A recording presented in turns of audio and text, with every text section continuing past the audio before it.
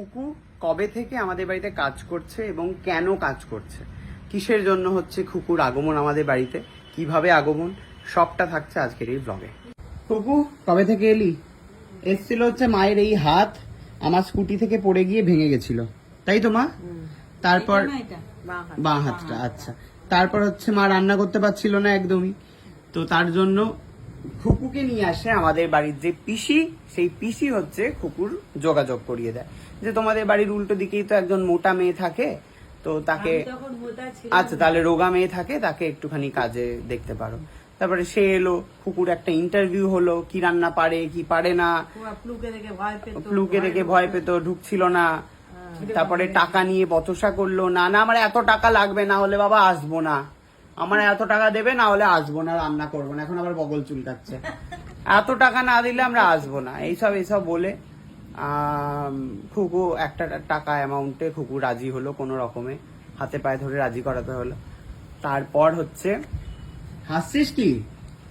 তারপর আমরা খুকুকে বলেছিলাম, দেখ বাবা আমার মায়ের যে কদিন হাতে ব্যথা সে কদিনই তোকে দরকার, ধরে নে 2-3 মাসের জন্য, তাই তো? কি বলেছিলাম, কতদিনের জন্য?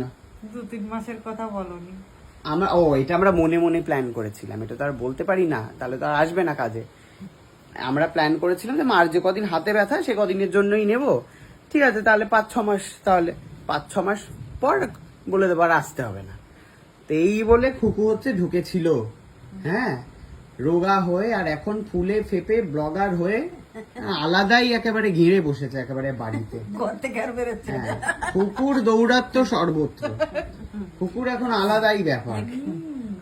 কুকুর এখন ফেমাস হয়ে জিনিসপত্র বাড়ি থেকে যাই, গিফট পাই, এই পাই, মায়ের শাড়ি ঠাড়ি সবকিছু নিয়ে ফুলে ফেপে, ও আমার খাট, ওই ঘরের আলমারি, সবকিছু নিয়ে সুন্দর একটা সংসার খুকু হচ্ছে গড়ে তুলেছে।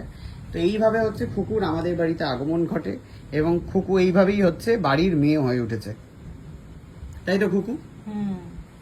তো তুই আমাকে বল যে এতদিন যে তুই কাজ করছিস, কতদিন কাজ করছিস লোকের বাড়িতে?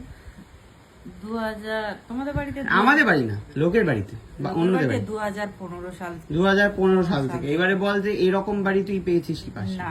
কেন পাসনি? কেন পাইনি, মানে সবার সাথে তো সবার একটা মনের মিল লাগে, বন্ডিং ও লাগে, বন্ডিং তারপর লাগে তো। হ্যাঁ, তা কাকিমার সাথে আমার সেটা একদম মিলে গেছে।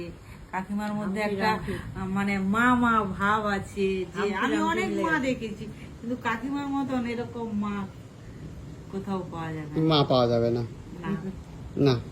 তাই জন্য খুকু বলেছে যদি আমাকে টাকা নাও দাও তাই এখানে নিয়ে কাজ করে যাবো, তাই তো? ঠিক আছে, এবারে হচ্ছে ভবিষ্যতের যে মাস, সেই মাস থেকে তোকে আর তাহলে মাইনে দেওয়া হচ্ছে না, তেমনি আসবি, তাই তো? অদ্ভুত একটা খুকুর বক্তব্য। খুকু এখন আর টাকার জন্য কাজ করে না, খুকু হচ্ছে ভালোবাসার জন্য কাজ করে আমাদের বাড়িতে। খুকু এখন ব্লগ করে টাকা ইনকাম করে, খুকু এখন ব্লগ করে টাকা ইনকাম করে। কুকুরের আমাদের টাকার কোনো দরকারই নেই। কি বলবো, কুকুর আলাদাই ব্যাপার। তো জানতে পারলেন কুকুর কিভাবে এই বাড়িতে প্রত্যাবর্তন না মানে আগমন ঘটে। তো খুকুকে তারপর থেকে আর আমরা বের করতে পারিনি, আমরা চেষ্টাও করিনি যদিও বা। তো খুকুকে অনেকে বলে যে বাড়ি সব ফাঁকা করে দেবে, নিয়ে চলে যাবে, আমরাই তো দিই নিজে থেকে, কি করে আর নেবেও, তাই তো করবো। সবই তো একবার মুখ থেকে বলে এটা দিয়ে দাও, মা বলে যে হ্যাঁ নিয়ে দাও।